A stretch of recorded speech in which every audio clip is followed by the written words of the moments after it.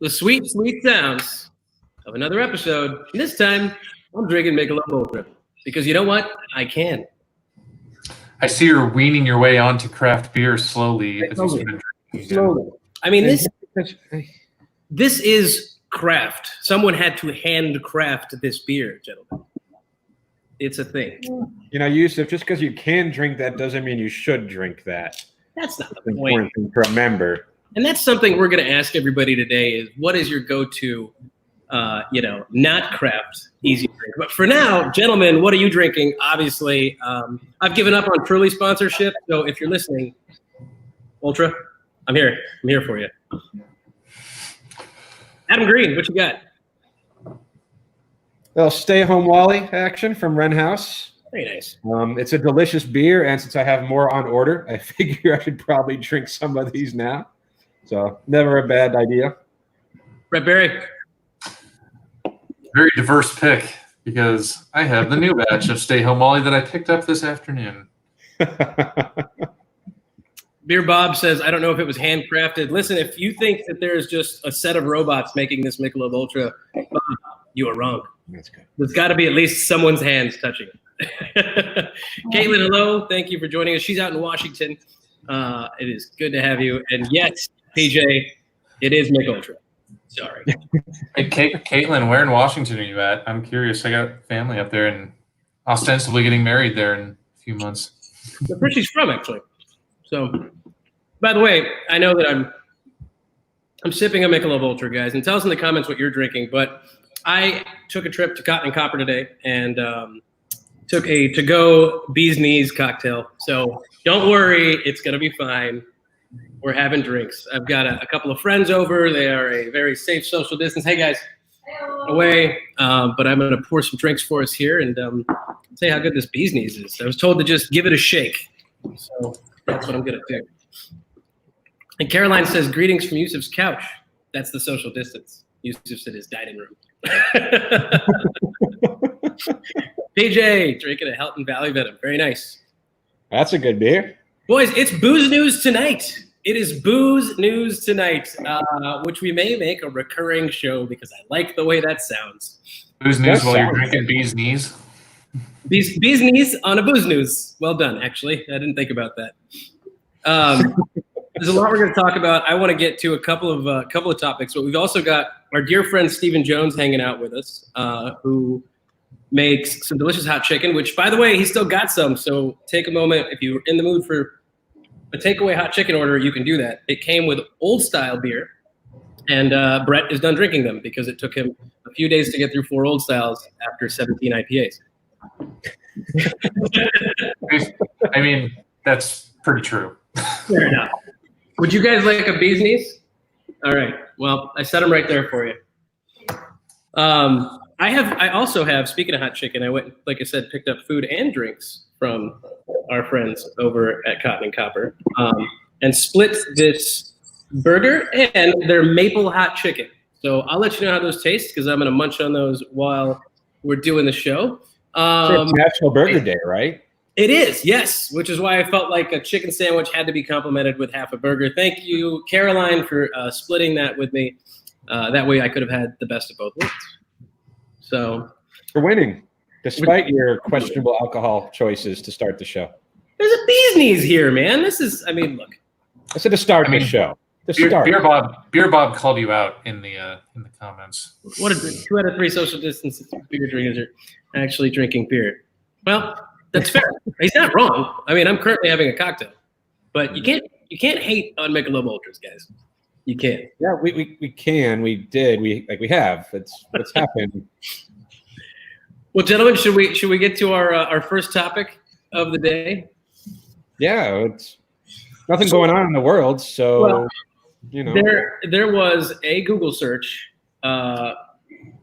compilation, and they figured out what the most searched cocktail for each state was. So the most searched cocktail for each state. I'm going to let you guys, I don't know if you've read the article yet, so I'm going to let you guys guess in the comments what Arizona's was, but I want to go through a couple of these. I'm going to pull it up for everybody to see. But the most searched cocktail recipe in each state was actually kind of interesting. Jack and Coke.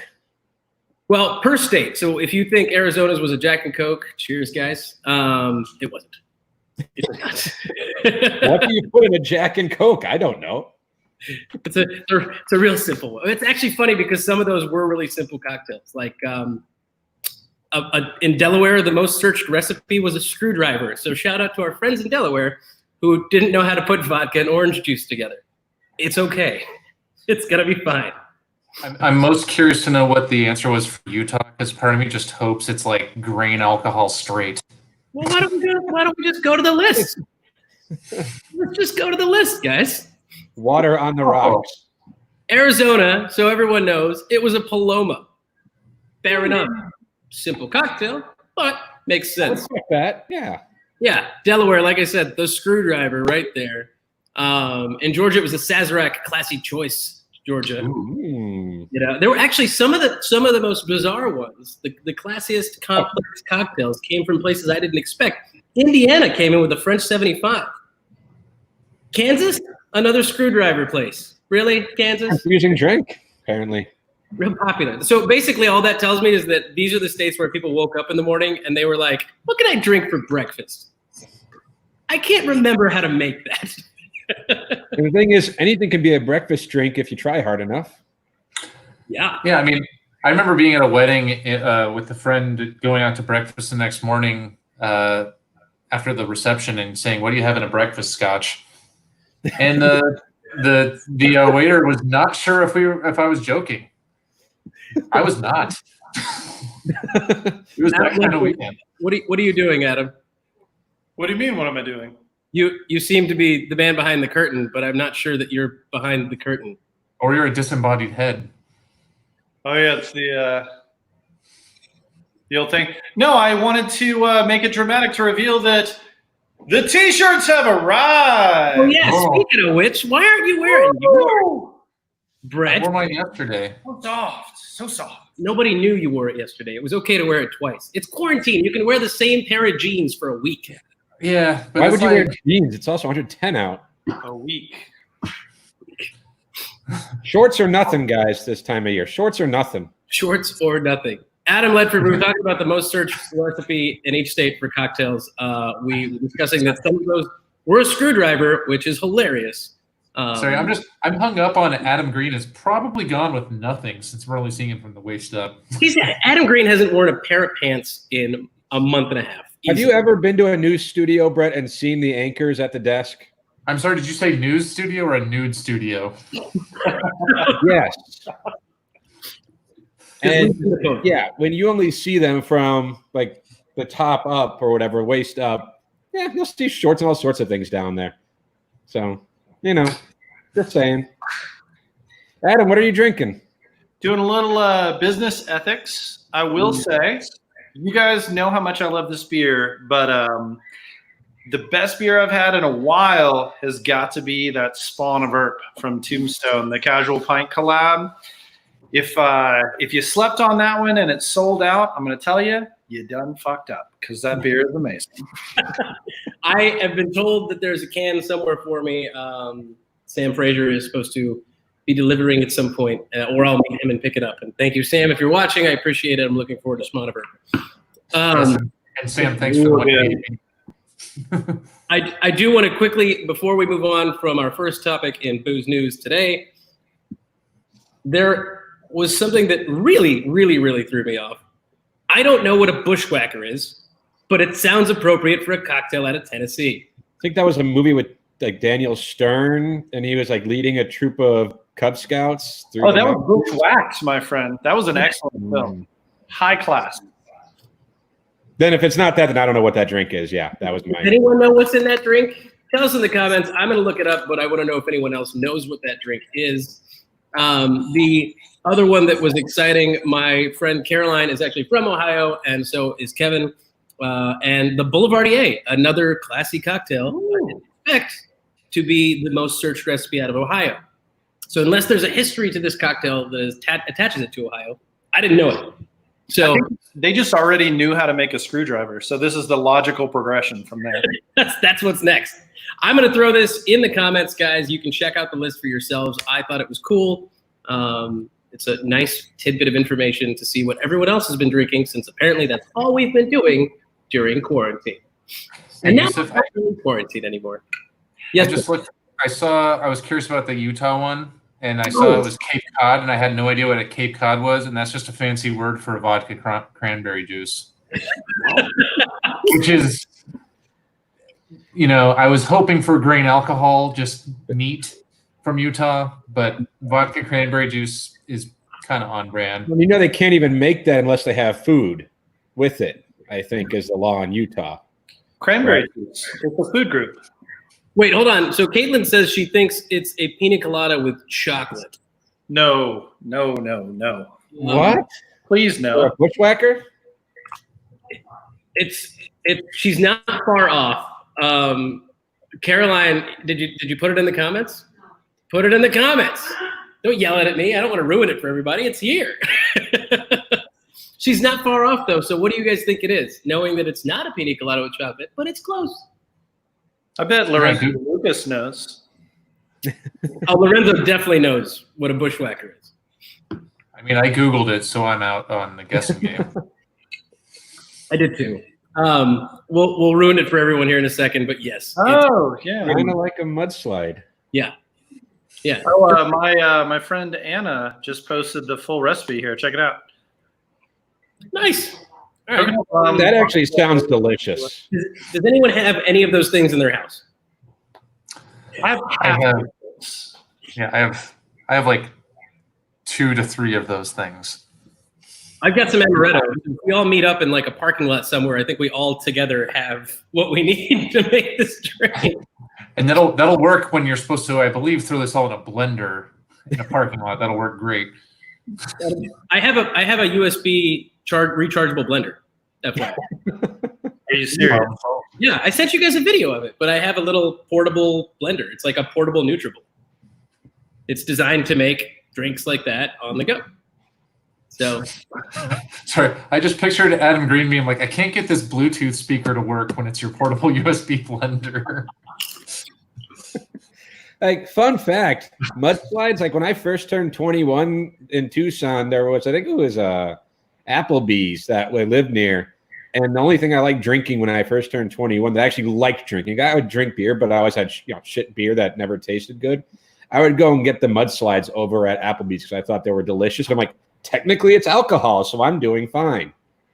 Same story, except for I was 18, not 21. But yes, mudslides were the easiest, most palatable way to get fucked up.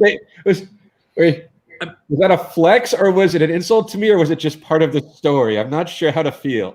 It's just a story. I mean, I think we got to be past the idea that we can look back 20 years ago and be like, I was drinking illegally when I was 7 years. Totally. I'm really sorry to the now defunct Boston's Pizza that was on Mill Avenue, like off of Mill and University. But you took my fake ID. So and his ability to have a Boston accent. They believe that? Yeah. Are you from Boston? Boston accent. Yep. Yeah. I made the mistake of going to my regular bar on the day that I turned 21. And the owner was like, Adam, oh my God, it's your birthday. How old are you? And I was like, 21. It's 3. I'm sorry, but it's all good now, man. I'm really sorry. I've taken advantage of you. This is too good of a question, guys, to not ask the audience. But like, best fake ID story. I want one from Brett and Adam Green if you ever did it. I don't have one. See, you don't have a fake ID story? No.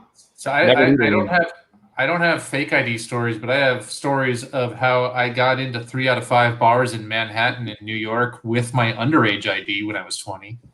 Even when they did the math right, they were still like, "You gonna get me in trouble?" I'm like, "No, ma'am." Remember one of them? They were like, "Can I clear it with? Let me clear it with the owner in the back to make sure she's okay with it." She's in the back smoking and playing pool, and she just like gives me a once over and be like, tries to scare me. And it's like, I'm underage kid, so it's like, no, I'll have like 2 Appletinis max, guys, and I'll be out of your hair. So Caitlin says the only bar she wanted to go to on her 21st birthday was her favorite bar and couldn't do that to them because they had no idea she was so young before. Caitlin, I want to know what bar that is because I have a similar story where I just never got carded by a particular establishment.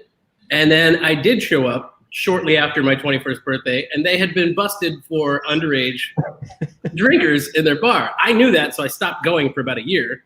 And when I showed up and was of age, and they had to scan my ID because they were required to at that point, the lady looks at me and goes, and I just said, sorry? Let's say, Yusuf, don't tell me which one, but just tell me which city, because I wonder if I know which one you're talking about. Tempe, but far enough from campus that it wasn't a college bar. Wow. See, I don't know what I was guessing, but and they didn't have those very good. stories. Like, I wasn't a big drinker when I was younger. I would, go to parties and stuff and have the bad beer. But like I said, I didn't like beer because the beer I had wasn't very good. I had some screwdrivers when I was in high school, whatever, at parties, no big deal. So, like, the only story I had that even remotely, like, my buddy worked over at the Applebee's. So the night of my birthday, before I was officially 21, he served me some drinks, I think it was like a Three Wise Men was one of them, and I just hated that. Ooh, but not a 21-year-old drink. No. But I do remember 2-year-old can drink. My birthday was a Friday, or no, my birthday was Saturday. So we went out Friday with the friends, and my parents came down to Tucson for my birthday on Saturday, and we went out to the casino. And I remember being pissed because I won, and no one carded me at any point during the time, whether it was at the table or cashing out. And I'm like, are you telling me I could have been gambling this whole time and I wasn't? And that follows the fact that, like, Arizona had changed the law. Like, when I turned 18 was old enough to gamble. Then, like, a year and a half later, they changed it and said, well, nope, now you're not old enough to gamble. I'm like, I've been doing this before. So that at my 21 story isn't a drinking story. It's not even really like, I was, it's just like, damn it, I could have been gambling a lot sooner, apparently. So I have a pretty good 21st birthday party or 21st birthday bar story, if you want to hear it, Yusuf. Well, hold on. Beer Bob, no, it wasn't Doc and Eddie's. Kevin Jones, you might have been there once or twice. Don't worry about it, but yes. Real quick, Brett, before you do your story, Adam, I love that your story about, like, underage drinking still involves, like, you could have been making more money. Or losing it. Yeah, I mean, just gambling. I like gambling. Yeah.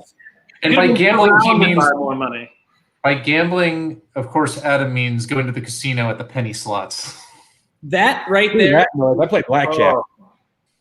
That right there is my definition of 21st birthday drinks. Cement mixers and car bombs. I had my 21st at Rula Bula on Mill. And at the time, the bouncer outside looked like Alec Baldwin, but like a little bit shorter and stockier. So basically Alec Baldwin from 30 Rock before 30 Rock. What you're saying is Billy Baldwin. Billy Baldwin, sure. And he was wearing a big puffy jacket, and it's January, right? My birthday's January. And he just looks at my ID and goes, can't let you in. We don't do midnight birthdays. And I'm like, what do you mean you don't do midnight birthdays? He goes, I'm just kidding. But if you puke, you're mopping it up. There you go. And that was the start of like 12:01 a.m. for me. And I counted 18 pints of Guinness. We tried midnight birthdays, beer name. There you go. It wasn't the woodshed either, Bob. I'm sorry. There was sushi, remember? And not actual toilet bowl cleaner. That's not actually what we drank. And it did taste like it, Kevin. You used a pencil to change your ID? Who the fuck believed that? No, the best part is that it made it to be February 31st. But that's the thing. On top of it, it was a pencil and a date that doesn't exist. There is so much wrong with that working. Yusuf, I just told you I got into bars 60% of the time with my actual underage ID that said under 21. You know what I think it is, though? Most places, probably at least back in the day, they didn't give a shit if you were underage as long as you're not causing trouble, right? Like, you're just here to have fun. You're going to spend money. There's like whatever. If you were 12, I don't think they'd let you in. But if you're 20, and you look 21, like, I would imagine. I didn't really try to do all that stuff because regrets. But, I would imagine that's probably part of this. It just sounds an awful lot like you were a good Jewish boy, and after you got bar mitzvahed, I wasn't a good Jewish boy. That wasn't it. I wish it was. He just didn't. He didn't do anything. Oh, what moved? I think that was you. So to Brett's point, though, what I found was the key criteria for getting into a bar underage was 1, be tall, 2, look inconvenienced by a bouncer taking up your precious time that could be consumed with drinking. And if you were tall and looked inconvenienced, you got in. We went out. I was 20 years old, had a fake ID that was my friend's fake ID from when he made it from when he lived in New Jersey. So it was literally a laminated New Jersey ID peeled back and his picture stuck in.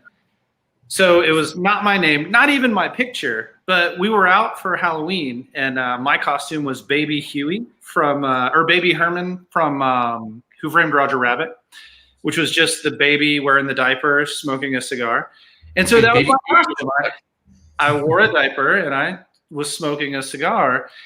And so I just handed him this like terribly, tragically fake ID of not my picture.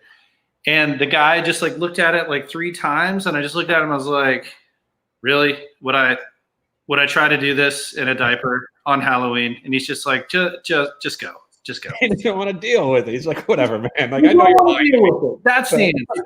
He just assumed that you were going to follow through on the threat to shit yourself if you didn't let him in. Yeah, that's what it is. That's what it is. They knew I would only drink top shelf whiskey. Clearly.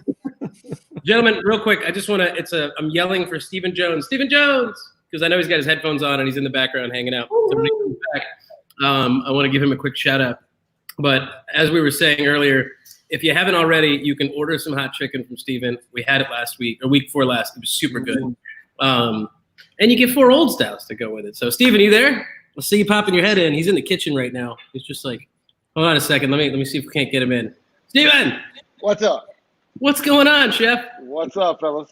Hey, what's up, man? Not much. Just getting ready to open the restaurant tomorrow. Yes. Finishing prep.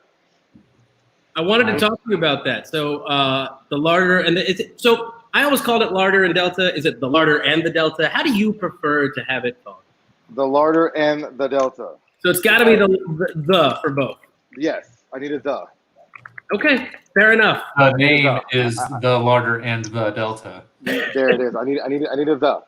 Articles are important, people. Yes. Hey, I mean, Yusuf, if you go back and watch our old episodes when we had Chef Steven on, I'm pretty sure I got the name right. Maybe I'm just the only one that's the fan of that restaurant. Look, man, Ooh, everything gets. there it is. I see how it is. What else do we do that to? Like Arizona Wilderness is just wilderness. Trying to think. Like yes, I don't call cotton and copper cotton. Fair. There you go. Fair. All right. I mean, but I call breadfruit. It's not the breadfruit and rum bar. That's a lot. that's a lot to say. That's too much. It's not Mastro's City Hall. It's just fucking Mastro's. Okay. Are you just justifying your vocabularic laziness right now? 100%. That's exactly what's happening. Making sure that we're all on the same page here. You're totally right, Yusuf. Saying extra words is hard. It's saying Vocabularic laziness be your name. So, Steven, from now on, you should just call Yusuf you. There it is. What up, you? you wouldn't be the first, man. You would not be the first. PJ says he will be seeing you tomorrow for sure. There it is. Much love. Thanks, PJ. Tell us the details. Caitlin, she made the bread to the panzanella. That's awesome. Yeah, she is like committed to putting it into her rotation of regular salads too. There it is. Good. So, it's a good salad, especially through summer. Try adding some melon. Take the tomatoes out and use melon. It's fire. I went to pick up some beers from a friend earlier who was a proxy for me out of town, and they had sliced up some watermelon, and we did a little lime juice and tahini, and I was in heaven, man. So delicious. That's actually on the new menu. Oh yeah. God, why don't I live in Phoenix? Yeah. Well, listen, you're gonna come up in a few weeks at least, right? Oh yeah, for sure. I was gonna come up this weekend, but then we decided on a total wild spur to book rooms at Zion National Park, and so we're in Zion on Sunday and Monday. Well, listen, if it's possible, maybe one of these days when we're finally all doing this together in one room, we can host the show at the Larder and the Delta one I night. don't see why not. It can be I don't see fun. why not. It'd be We'll have fun. food. We'll do it from there. Chef, real quick, I'm going to ask you some questions about opening up, but before I do, what are you drinking? 'Cause we didn't get Right now, I'm drinking a Man Chenin Blanc. It's a really cool wine. It's got a funny story. It's three really good friends who actually made this wine. And Man is actually an acronym. And their wives got pissed off at them because they were spending so much time together. So they invited their wives in the process with them. And the wives ended up making the wine a little bit better, from what I hear. And actually, the Man, the acronym is each one of their wives' first initial of their name. So check it out if you can get it. It's a Total Wines anywhere you go. It's good. It's good Chenin Blanc. Perfect for right now. Do you have the bottle nearby by chance that we can look at? Yeah, one sec. Oh, good. Adam, a couple of people have said in the comments that they would love to get that shirt. So I think this is a great time for you to stand up, show us the shirt, and let's plug it real quick. Ladies and gentlemen, you can get the shirt on socialdistancedrinkingclub.com. It's easy. And there are women's racerback tank tops as well. So Look how thin I look. Huh. That's not a reflection of the shirt, I promise. And they fit, right? Look at that. Okay, I can't hold that for much longer, but it's a very comfy tee. I like it a lot. Solid flex. No, they're super comfortable. I took the time to make sure that we picked something that was comfortable. They are Bella Canvas shirts, which is what most of your favorite breweries use for their shirts. So pick them up. Matter of fact, even some of the wineries here, like Chateau Tumbleweed, uses Bella Canvas for their shirts. So they're basically guaranteed to make you look thinner and more attractive. Yeah, just by putting the shirt on. And Aaron Bush, a guy whose last name is Bush, asking, "Is it soft though?" Yeah, baby, it's soft. It's real soft. It's soft. Mm-hmm. It is. It's actually really soft. So, Steven's back. Hang on a sec. Oh, I'll leave. Good seeing you, Green. All right, we wanted to see that bottle real quick. Oh, there it is, Man. A Chenin Blanc. Get your hands on it. Chenin Blanc. Get your hands on it. Wrap your mouth around it. And wrap your mouth around it. Things. Hey, beer name. I'm sorry, guys. Where was Adam or Brett to come in real quick? Just wrap your mouth around it. Beer name. I mean, beer name or other kind of names. I love it. All right, Chef, let's talk about you opening up tomorrow. You made this decision in the last few days, right? Yeah. And Yes. the official.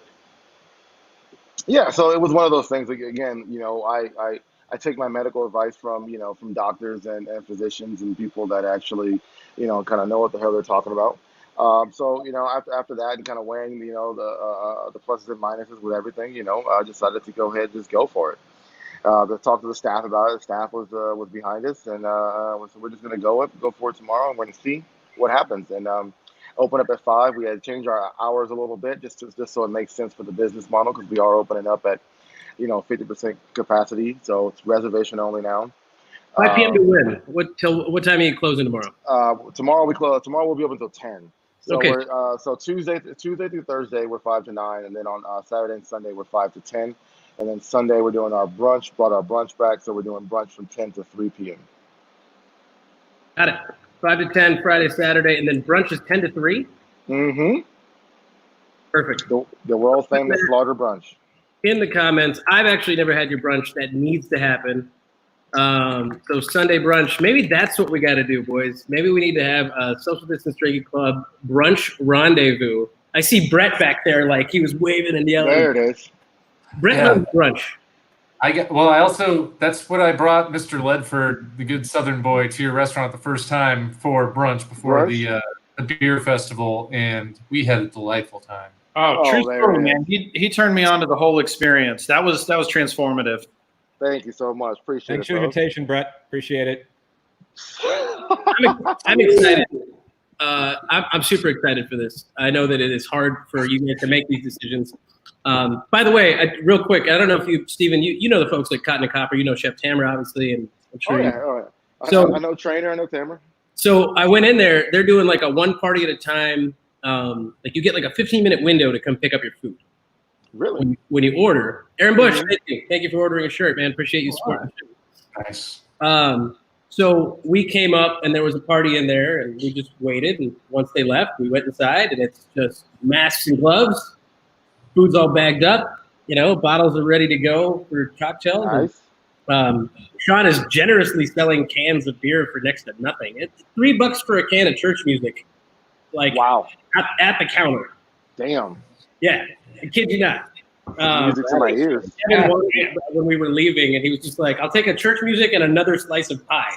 I did not pay $3 for this can. I paid significantly more than $3 for this can. There you go.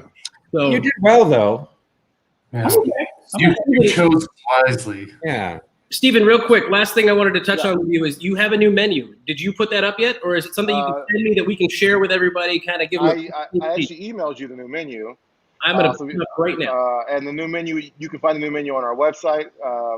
It's up there. Then in a couple of days, you'll find it in a couple different other platforms as well. Awesome. So it is circulating. It's a much smaller menu, but I tell you what, this particular menu, I'm like super excited for it. It's interesting. I haven't had this feeling for a menu change in quite a while, so I'm really really pumped about it. We're doing the food that I actually, when we opened the place, that I really originally wanted to do here. Which is not a bad thing to say about any of the food that we did in the past.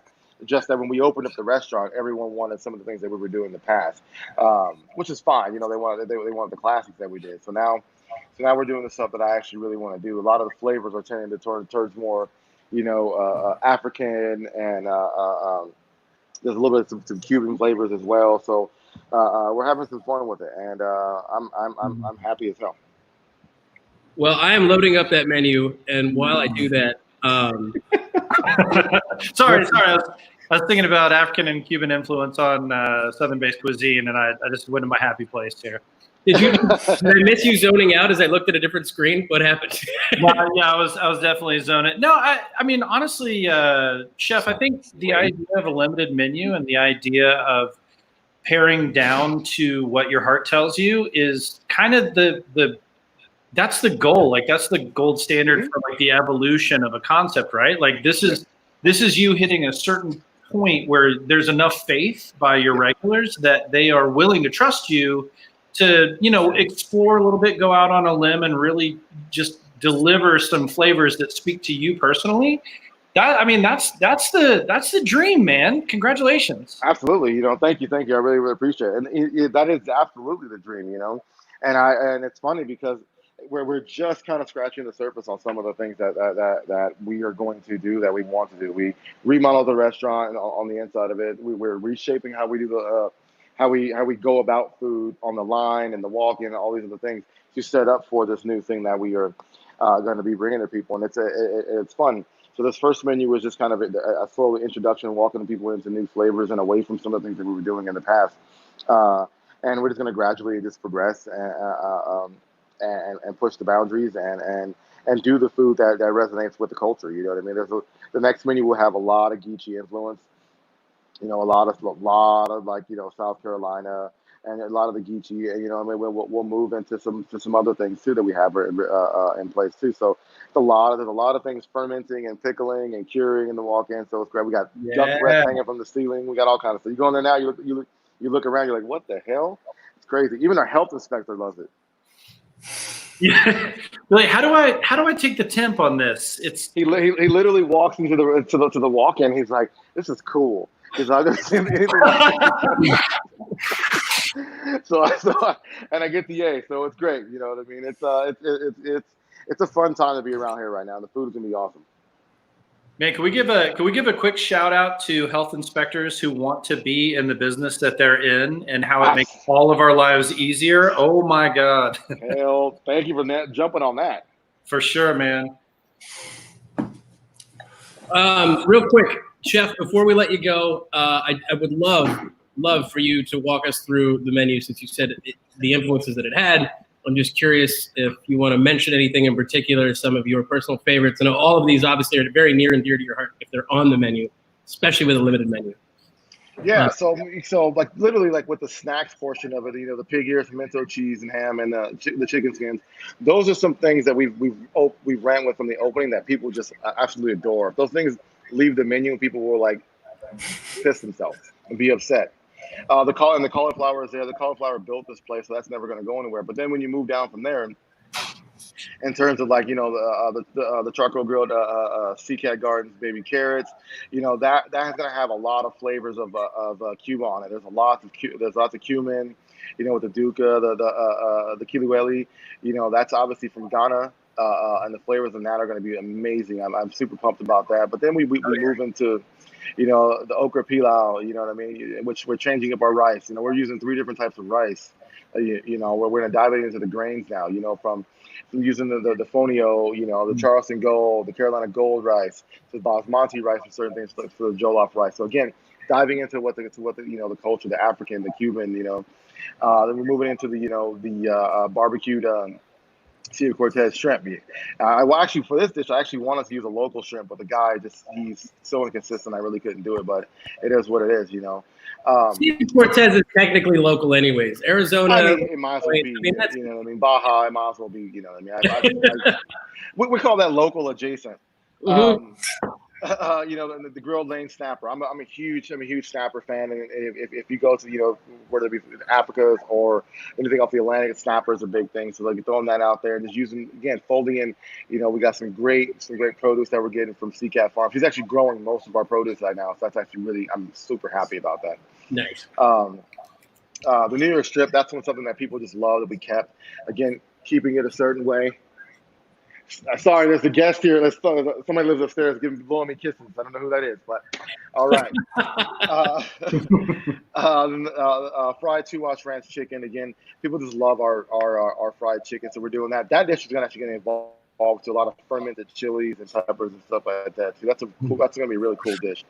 But the next one, the country ham bossam. So if anyone's not familiar with what bossam is, it's obviously actually Korean. And what it is, and it's kind of a play off of what Momofuku does, what their bossam, but their bossam is a little bit different. But again, we're still using, a pork shoulder. But then we took this pork shoulder and we actually cured it into country ham, and then that's actually smoking right now. You can see there's ham. There's ham in here. Oh, hold on, we're gonna see that. There's ham in here is definitely a beer name. Somewhere in there, you can't see because of the light, but it is in there. Getting the smoke on. So we have that, and we're going to treat it just like a bossam, you know what I mean? In the sense of that, instead of doing like, traditional Korean pickles, we have, about a year and a half ago, we actually made collard green kimchi, and it's ready now. So that collard green kimchi, that is fire, by the way. And our B&B pickles, we have a fermented hot sauce that we make in-house and we use it. We service a half dozen of Kumamoto oysters with it as well. And the watermelon salad with the lime and tahini, just keeping it, just keeping it classy. Again, like I said, we're walking people into something new because our menu does change so often.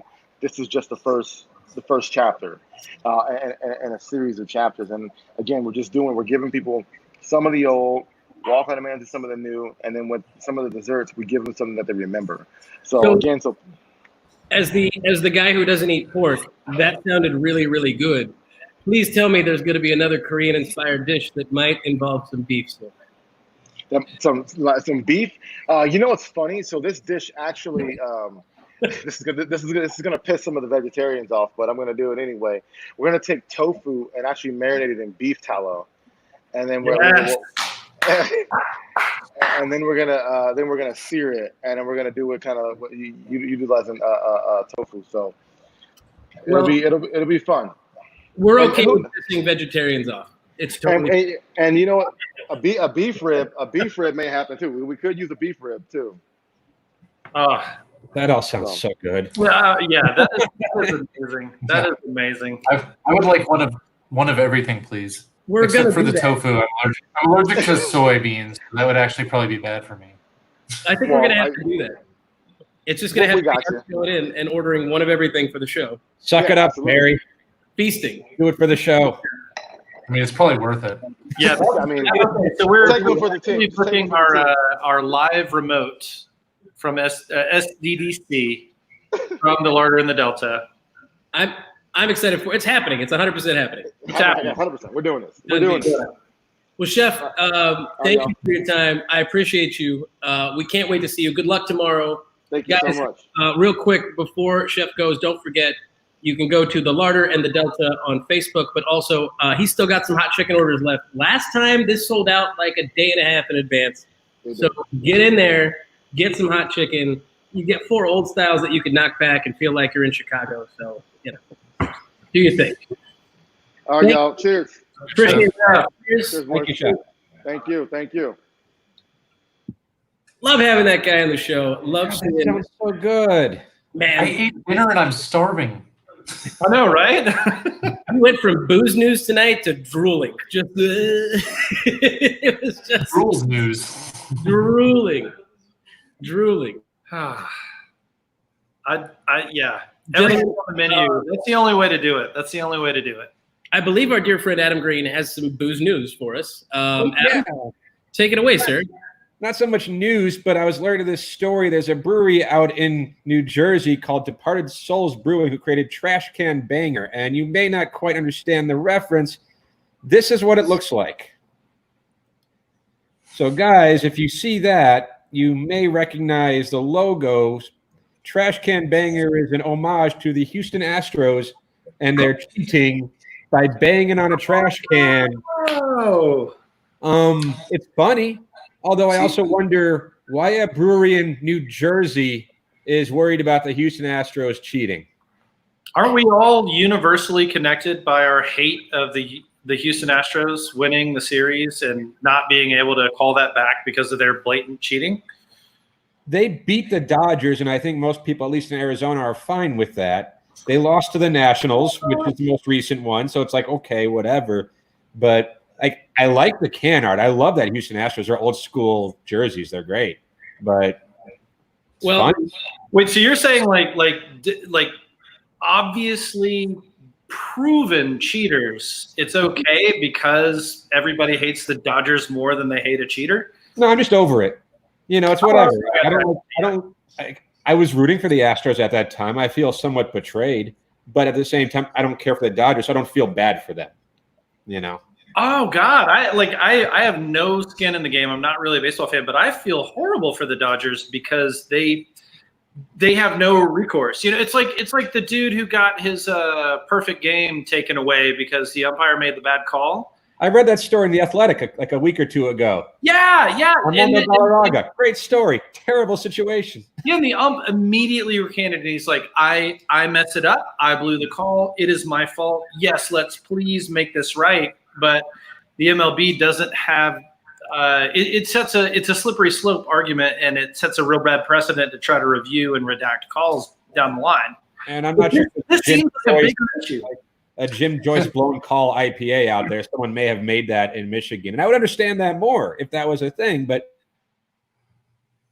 this is a New Jersey brewery creating this, making fun of the Astros. I'm like, I get making fun of them, but like, you're in New Jersey. You don't even have a team. And the Adam, did we look up where the owners are from? Just a thought. and I mean, to be fair, We just had it. Everybody froze up.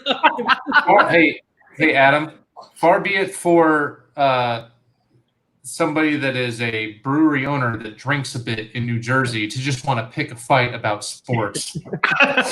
Well, if you guys are wondering, I found the story in different places. I'm reading the Reuters story, and they did say the brewery owner said, quote, beer releases are like a pitcher's arsenal, and you never really know what's coming and when, ... unless, of course, you cheat. It sounds like this brewery owner majored in marketing and how to get social media buzz for us to talk about the small brewery in New Jersey. Fun Astros cheating story. My fiance and I, we were in Los Angeles. Saying cheating in the same sentence is never something anyone wants to hear on the internet. We went to Bottle Logic in Los Angeles, and we just, sitting down at the tables outside. This is before everything went down with coronavirus. And this couple sat down at the table next to us. Like, you've been to Bottle Logic. There's not a lot of space there. If you have room at your table, you offer it. It's fine. We're talking, they're huge Dodgers fans. And the girl was like, she was going to spring training in Phoenix the next week, and she was going to apologize to you, Darvish, who is a Dodgers pitcher who just got destroyed in the World Series by the Astros. Because she said that right after the World Series, like the next season, she was heckling the crap out of you, because he just got destroyed. It was so bad. And then she's like, I want to apologize to him because it wasn't his fault. Like, she felt really bad about hating him for how terribly he was in the World Series because the Astros cheated. So what's funny? At the time, people talked about how Yu Darvish might have been tipping his pitches during the World Series, and that's why his playoff ERA was so bad. It wasn't so much tipping as it was cheating. Yeah, what's the opposite of that? Is that a yeah? Oh yeah. Well, tipping is if the pitcher is doing it himself, like has a clue, like has something there where you notice him doing it. Whereas cheating is just cheating. Like tipping pitches happens. That's not against the rule. I think most people would agree that if you're tipping, you're probably cheating according to your partner. Okay, so let's say spot the people who run a weekly or better podcast about sports and all things sports related. Well, Which, by the way, keep an eye out for one of our features soon called Brew Ballers. It'll be a blast. Professional athletes who drink beer and booze. Maybe Booze Ballers is the better name. I don't know. Brew Ballers sounded less derogatory. I prefer Brew Ballers. But what if they don't drink beer? It makes me think about blue balls, though. I think that was kind of the idea because, as we all know, professional athletes struggle in that department. Your personal issues, Adam, are not necessary here. Hey, Sting was a big fan of Tantra, and it made him an amazing guitarist. Guys, I want to. Is that why behind you, Adam? Is that what the? I don't. I want to touch on the wall and not in your hand. I want to touch on one more piece of news, guys. Did anybody hear about this? Was it Pliny the Younger? They had like a Pliny for President that came out recently. First time Younger had been released in bottles or cans. I can't remember exactly this year, but it happened right before like full shut. Brett froze. Like how Brett froze too. Why did you take him off?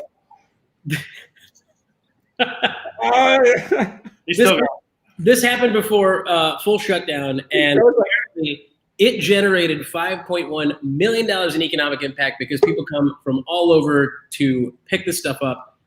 They did, and it was, again, right before everything got shut down. Shout out to Brewbound, who we have found some of these stories from, by the way. I like to give credit where credit is due as a journalist, since I'm just as much of a journalist as that guy. Oh, fuck you.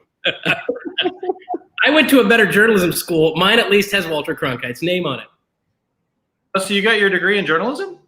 I have two degrees. In journalism? How stupid that is. You don't need 2 journalism degrees. You don't even need to be a journalist. Well, this isn't about me, guys. This is about Planet the Younger. What you're doing in math would have fixed 2 degrees in journalism. I'm just saying. That's not what it was about. But let me show you guys this story real quick. There it is. Yep, Planet the Younger had a $5.1 million economic impact. I think that's fantastic. I think it's great to see Russian River having that kind of impact on business. So shout out to them. I'd love it. Did you try it? I haven't yet. And if anybody has tried Planet the Younger, I'm curious. I have. So this last one? Yeah, the bottle. Yeah, I'd always heard of Pliny the Younger as just like the holy grail of the Russian River lineup, that you had to go to Russian River, or at least they would do like the tickets, but then they did the bottles. And I went to the Mannings, had one of their brunches that I think you were late for or didn't show up to, Yusuf, even though you were invited. Was it someone had brought I think Erin opened up her Pliny the Younger bottle, and it was good. I didn't know what to expect out of it, but I enjoyed it. I was late. I remember I got there and it was just empty. I think I actually tried to dab the bottle on my tongue to get something out of it. I was just like a kid trying to catch a snowflake. I do recall that. The brunch. Aaron Manning and Stephen Manning for letting me try that beer. Right. I did, but you left before Stephen Manning started making. No, you left before Stephen Manning started making us grilled cheese. So, I win. I will take Stephen. Amazing.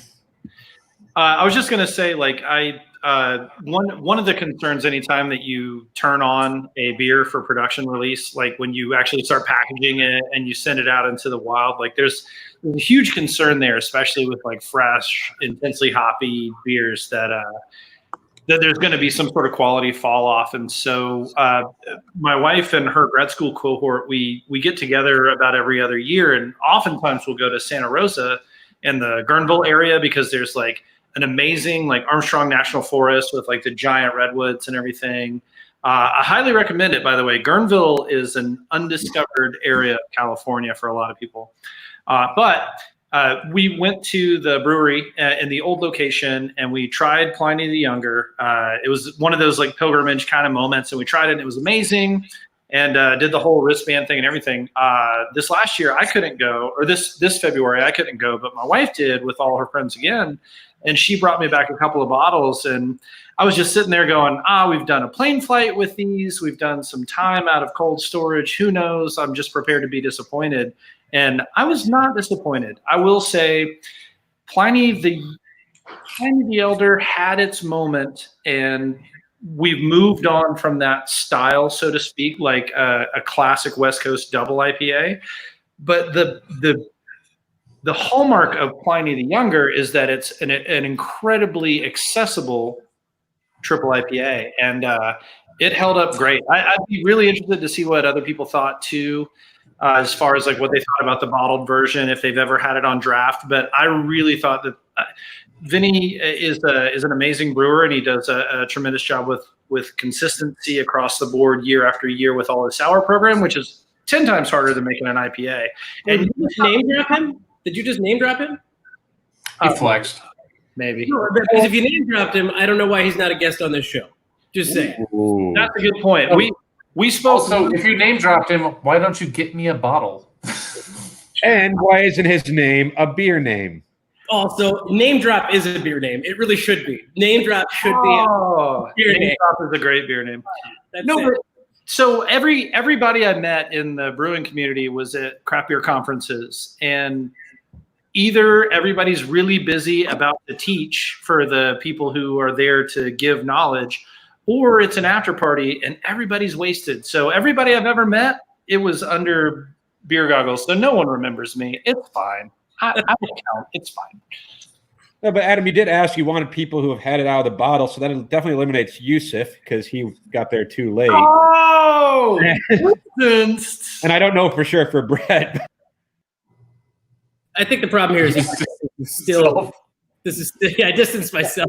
and I'll say this, Adam, like when I drank it out of the I didn't know what it would taste like fresh. I've never had that. And I enjoyed it as an IPA, but I wasn't blown away by it. Now, is that because it was out of the bottle and maybe not as good? Was that just because like my IPA palate differs from others, or it's changed over time? Like triple IPA, not IPA. Triple IPA. Well, it is 1/3 as difficult to make an IPA that tastes delicious, a triple IPA that has a ton of booze, a high ABV, and still has a balanced, presentable package of hop flavor and profile to give to you. I think it's. I'm not a huge fan of triple IPAs because I think it ruins what was already a great style to some degree. But that's the old man in me. But it's a different world. It's a different style than a regular IPA. So, gentlemen, I will say I don't know what to think, but I liked it. I didn't love it. I will now get off your lawn. I think the fact that we could spend an hour talking about this beer is a testament to how good Russian River has done how good of a job Russian River has done making beer. For sure. I do want to sneak in one more story real quick before we drink some beers, talk about what Adam Green just opened. This is another one I found on Brewbound. Guys, sadly, a little bit of bad news. Three Floyds has closed their Munster brew pub. If any of you guys have been to Three Floyds. Was that their main one, or was that a satellite one? That's the second one, I think. So I thought I heard my cousin who lives out there said that he heard that they were supposedly closing, then he realized it was not fine. The story that I heard closer to source was that they're closed for a remodel that was semi-planned to begin with. Okay, got it. I think and part of the chatter was that maybe Beer News Media kind of picked that up and ran with it a little faster than they maybe should have. Well, the bad news, fake news, fake beer news. Not good. It's not okay. It's just closed for a remodel. We'll be back. Fact check that, Twitter. Please. Let me talk about how Michelob Ultra is a decent beer. I am super sad about McKellar Bar, though. I have really fond memories in San Diego. Ramen plus. Oh, no, this is San Francisco. San Francisco. What? This is Wrong me from San brand. Francisco. Yeah, no, they had a ramen dish for a little bit. He said San Diego, but guys, just so everyone knows, Adam Ledford has been drinking some hefty stouts. I don't know what you're talking about. I said San Francisco. I stick by my. Oh crap! This is being recorded. Never mind. Yeah. Can we ask? There's like a black think- spot through those 5 seconds. I think Cynthia is watching. She can tell us what Adam said. Cynthia stopped watching the show after you moved into the bedroom to watch the show with us, Brett. For some reason, I think she just enjoyed the background with the guitars. So I could go get mine. I need more. you go get mine. Are we doing that again? Are we doing that again? That bit has died. Well, it is bad news. I have fond memories at that Mikkeller as well. I stayed at the Hilton across the street from there, the Park 55, like at least half a dozen times, and close to there. There was a whole lot of Adam Ledford for a moment, guys, and I hope you enjoyed that. But hey, a whole lot of our Whole t-shirt. lot of Ledford. Beer name. Whole lot of Ledford. Whole lot of t-shirt. Get That is it? good. Not as good. But Social Distance Drinking Club could be a beer name. Good. Could be a beer name. Yes, I do have fond memories of that as well. So those are the big topics that I had in beer news that I thought were directly affecting me, at least, and stories of things that I've had to drink or been involved in. Way to leave us on a downer there, Yusuf, with sad news. And Well, I know, like, as places are starting to open up to a degree, it's interesting to see which places are just like opening up like normal, which ones are saying we're going to wait a little bit. But the hope was, of course, that all the breweries and all the bars that we appreciated and enjoyed when this all started would still be around when this ended and got back to normal. And it seems like a lot of them are, which is good, but we're certainly not out of the woods yet in terms of the breweries and the bars to see who will be, still be here on the other side. So I fear that this is the last we're going to see of popular places or spots we enjoyed not opening up again. But hopefully more and more can survive this and be there for us on the way out, because I know we'd like to be there for them too. well, the answer to our question, by the way, is right there from our dear friend Beer Bob. So Three Floyds, closing definitely for their pub bar. Munster's their home base. They're still brewing, distilling, and doing beer pickups. So thank you, Beer Bob, for the update. As our resident Chicago expert, Beer Bob. Gentlemen, shall we have a toast, a beverage? And I do believe, actually, my friend Kevin might be drinking a Michelob with me. I don't know. You gonna have a Michelob with me, Kevin? I mean, yeah, we could do that thing. Thank you. Bob admits it. Here, I'm going to turn this around, Kevin, so we can come around this way. And then, Adam Ledford, what are you having to drink? Little Athens, Georgia's finest, Athena Paradiso Guava edition. Yes, that beer is delicious. Well, we're opening up this very fine beverage known as yeah, I'm responsible for this. Michelob Ultra. It's That's unfortunate. very nice. We're also going to chug it because it's hydrating. Yeah, I'm going to chug it. I mean, I won't chug the whole thing, I'm probably. going to show. Well, yeah. Do it. Did you just say we're opening a Michelob Ultra? We're gonna chug it. No, I'm really not gonna chug the whole thing. That is, like, each one of those statements just gets lower and lower class. And this is worse right here, is the fact that I'm wearing a Cantillon shirt and holding a Michelob next to it. Like, Hey, guys, Adam does that Ledford, increase in class, or does that increase in class over those three statements? sorry. Adam Ledford, everything that Yusuf said was totally on brand for drinking Michelob Ultra. Wait, is what's happening over there in that corner? This is a product of two Oh, he AS wasn't done. journalism And degrees. That was you my just poured it on your floor. The guy thought he was done with his beer and he's ruined my floor. Now after the show I have to clean? Are you done with your beer? No, I didn't finish mine. I'm sorry. I mean, I don't think you have to clean Yusuf. Clearly, he's Mr. Clean. You guys can. He's Mr. Clean. He does look like Mr. Clean. Right, you're right. This is 100% on brand. Like, I don't know what I was thinking. Listen, just so you guys know, I haven't even had a chance to finish my dinner yet. So, but yeah, that'll bring you a good burp there, buddy. That's why I didn't chug it. Oh, that's why. Okay. Yeah. Okay, we got good source. We looked at that. You were gone. Oh, you already did it. Well, sometimes I leave. I know, but sometimes you come back. I always come home. Did everybody see Bloodsport? I don't know why you would. It's not very good. But Ooh, look at Bob coming in with the heat. Ooh. You know what, Bob? I don't have a sister, but if I did, she would tell you were unattractive and out of her league. So. By the way, does your sister drink? Beer name. Could be a beer name. That's a little bit chauvinistic. I'm a progressive male, so I don't want to be that guy right now. We've landed on the moon. Adam just left. Adam's like, I can't do this anymore. He said fucking Yoko, threw his beer down and walked out. here's the sad thing. This is not the first time today that I have been day late and dollar short. I was sending these guys an article earlier, and I was like, oh my God, did you see this story about X city and X restaurant? And Yusuf was like, can you tell me more? That article was from March. And I was like, oh no, Fox News plus Facebook. Shit. That article was from when I was employed. So, but right around when we started this thing, so close. It was good. Guys, before we sign off, I do want to tell you guys something. I am getting on an airplane tomorrow. Bye, Yusuf. I'm getting on an airplane. Where are you going? Well, we'll see if they let me on since I haven't fucking shaved in 2 months. Yeah, your Cantillon shirt on. You'll be fine. No, I'm going to wear the Social Distance Drinking Club shirt tomorrow because I want as many people to see it as possible. Now he's going to be walking through the airport holding a Michelob Ultra can, being like, I'm Super America.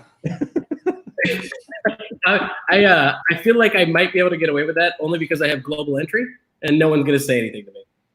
Facial recognition works. So the last time I re-entered the country, I didn't even have to show them my passport. I walked up to a kiosk, it took my picture, and it printed out all of my information with nothing. It's just, that was it.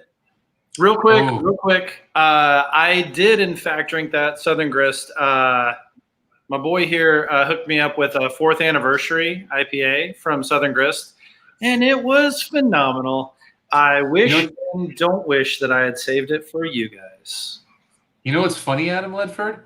I have a friendly trade route opened up with somebody in that region, and last time he sent me basically all Southern Grist, so I may get to try it.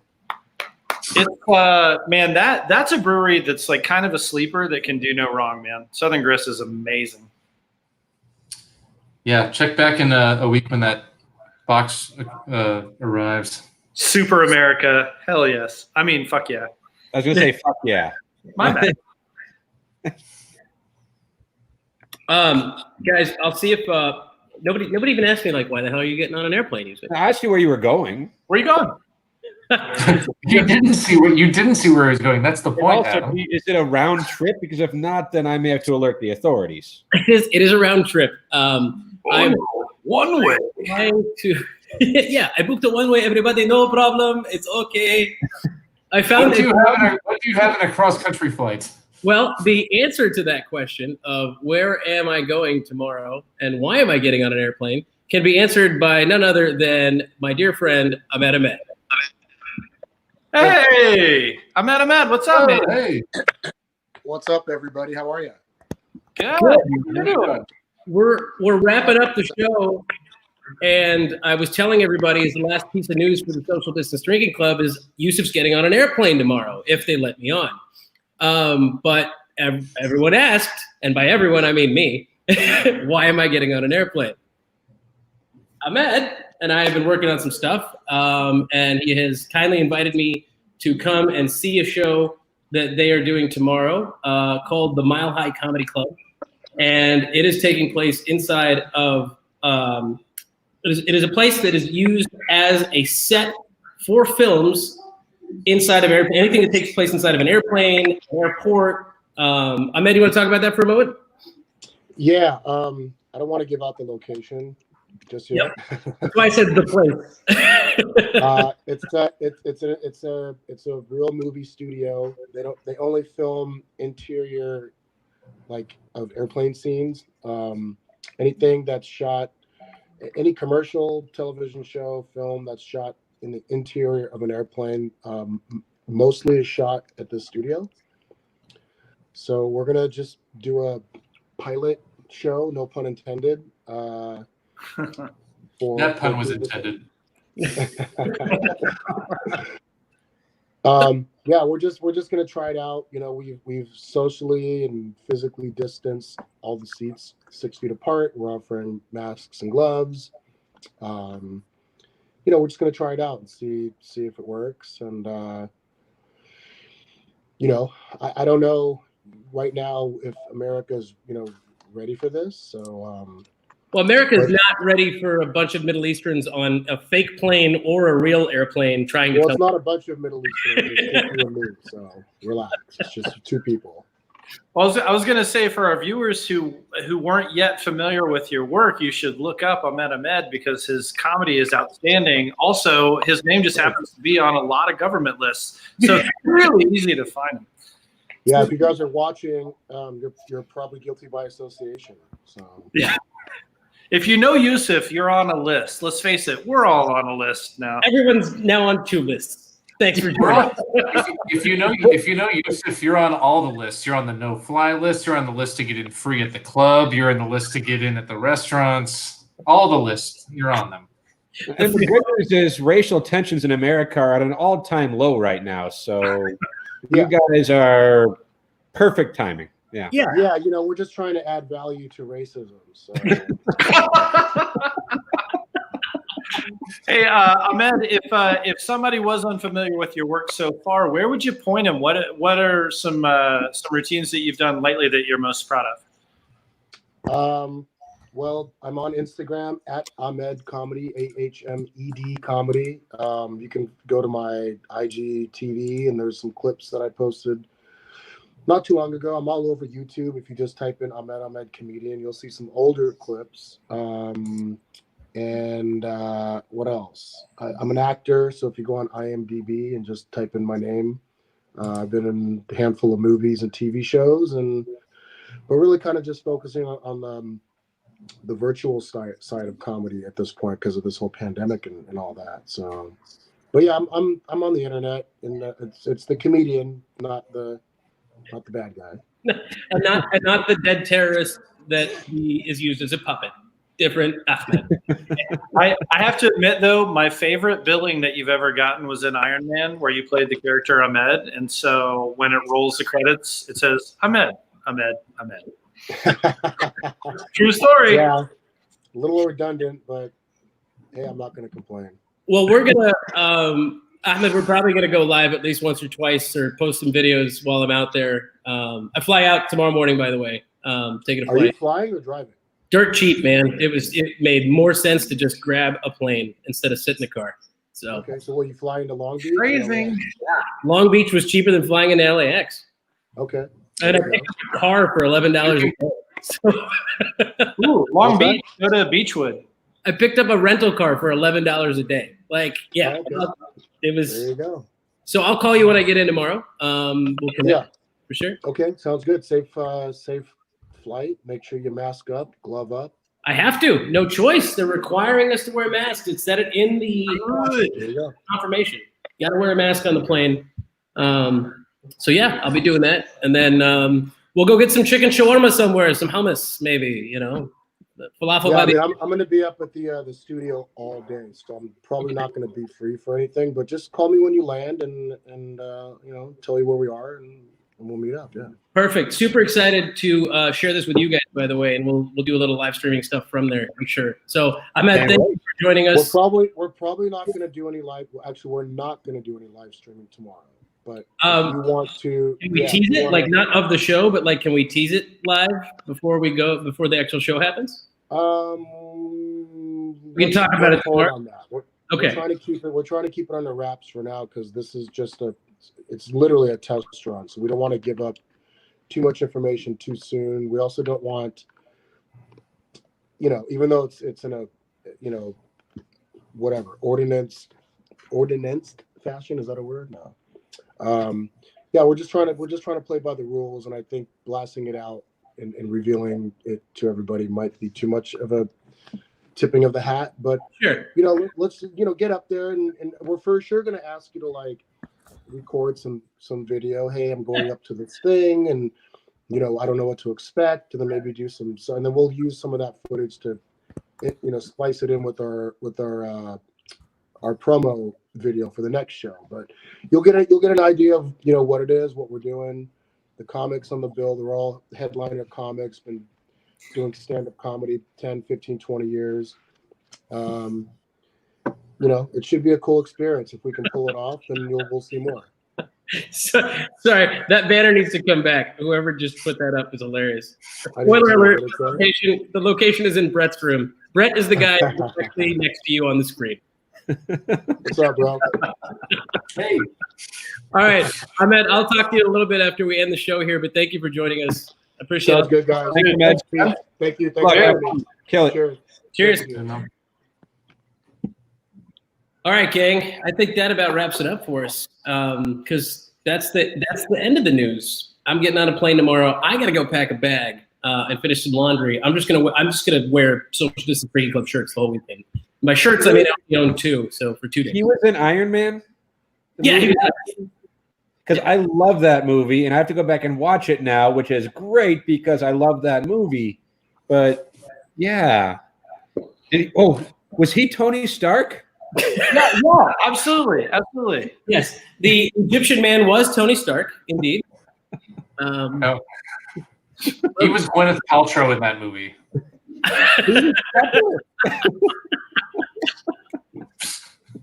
Like, hello, my name is Pepper Potts. By the way, guys, I think Kevin chugged that beer and died. It took one Michelob Ultra for him to fall asleep on my couch. You have to Lysol the couch, Kevin. Okay, did we see this just for reference?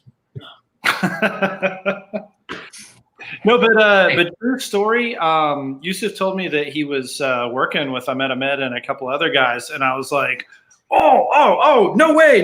Like his comedy it's pretty edgy and it's fucking awesome. Like he is a hilarious dude. I really, once I found out about him, I kind of did a deep dive on YouTube on his material, and I was very pleased that I spent the time that I did.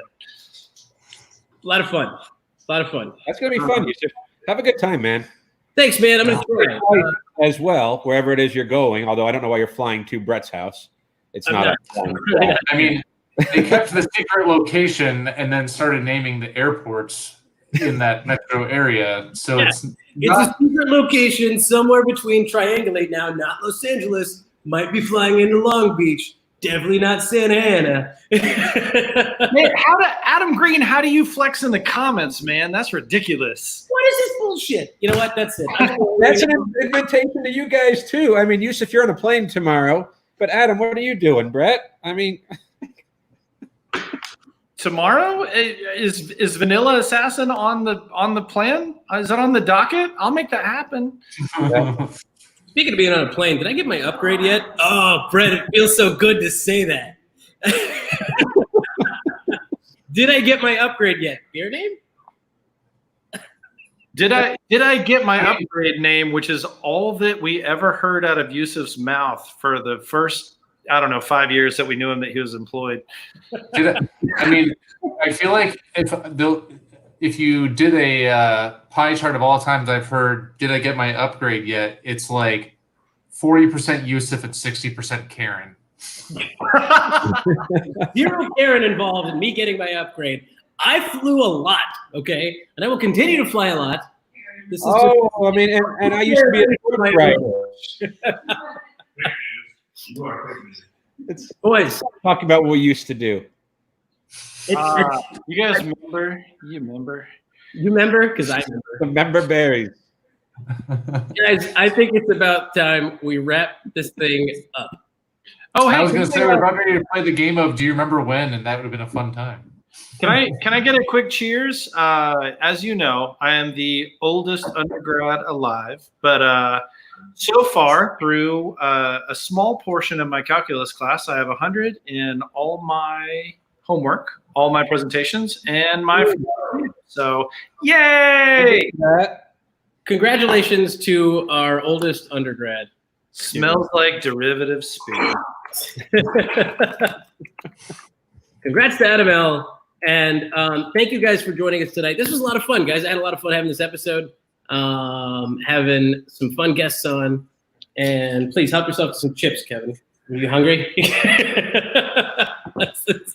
See, you give the man a Michelob Ultra. This is why I didn't chug mine. They're dangerous. Really? Don't end it on a weird note. Let me get back to what I was saying. You said this is why I didn't chug a Michelob Ultra, and you blame me for ending it on a weird note. I'm waiting for the comments. Not a point. I'm just saying. Thank you, Sam. You know what? By the way, that might be a great name for a Netflix special if I ever have one. Did I get my upgrade yet? Fucking money. Great. That would be awesome.